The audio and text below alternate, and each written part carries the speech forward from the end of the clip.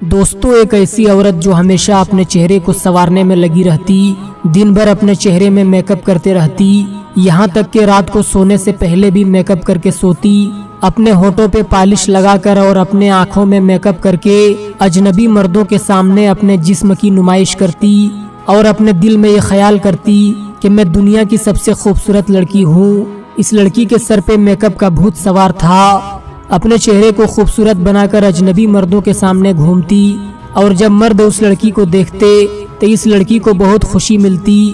ایک مرتبہ ایک بزرگ فقیر اس لڑکی کے دروازے پر آتا ہے اور کہتا ہے اللہ کے نام پر کچھ دے دو، میں غریب اور لاچار انسان ہوں۔ جو ہی اس عورت نے یہ آواز سنی تو 10 روپیہ لے کر فقیر کو دینے کے لیے حاضر ہوئی، تو جو ہی فقیر نے اس عورت کے چہرے کو دیکھا، اس کی بے حیائی کو دیکھا، تو فقیر نے کہا کہ مجھے تمہارے پیسے کی ضرورت نہیں، میں اللہ کے واسطے تمہیں ایک مشورہ دیتا ہوں کہ پردے کی حالت میں رہا کرو اور اتنا میک اپ کر کے اجنبی مردوں کے سامنے مت نکلا کرو۔ اتنا سننا تھا کہ عورت غصے میں آ گئی اور کہا کہ تم ایک گھٹیا فقیر ہو اور مجھے مشورہ دیتے ہو،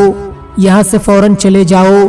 وہاں سے یہ فقیر کہتا ہوا چلا گیا کہ مرنے کے بعد بہت برا انجام ہوگا، سنبھل جاؤ سنبھل جاؤ۔ دوستو کچھ دنوں کے بعد اس لڑکی کا انتقال ہو جاتا ہے، تو چند دنوں کے بعد اسی گاؤں میں رہنے والی ایک پرہیزگار عورت نے اسے خواب میں دیکھا۔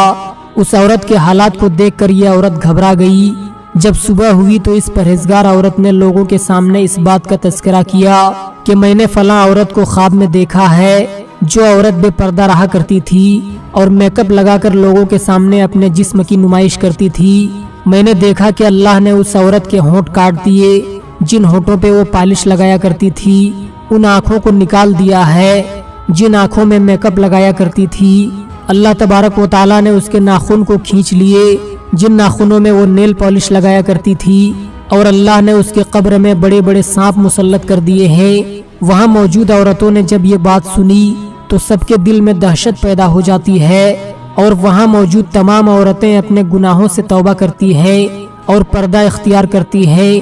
دوستو اس ویڈیو کے ذریعے سے میں ان عورتوں کو یہ بتانا چاہتا ہوں کہ پردہ اختیار کرو اور اجنبی مردوں کے سامنے میک اپ کر کے اپنے آپ کو پیش نہ کرو، ورنہ مرنے کے بعد بہت برا انجام ہوگا، لہٰذا اپنے گناہوں سے توبہ کرو۔